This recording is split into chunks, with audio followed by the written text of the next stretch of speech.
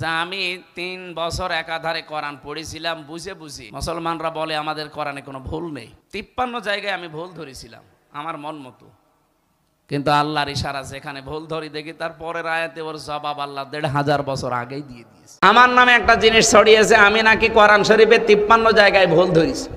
আমার কি পাগলা কোত্তায় কামড় দিয়েছে? হ্যাঁ, আমি বলেছিলাম টনি বেলাওয়ারের শালিকা লরেন বুথ, সেই মহিলা বলছে যে আমি কোরআন পড়তে গিয়ে, আমি একজন খ্রিস্টান, আমি কোরআন পড়তে গিয়ে মুসলমানরা বলে যে আমার কোরআনে কোনো ভুল নেই, অথচ আমি ৫৩ জায়গায় ভুল পেয়েছি। এ কথা কি আমার না লরেন বুথের? ওই লরেন বুথ কেটে দিয়ে আমি বলেছি এই কথা চালিয়েছে।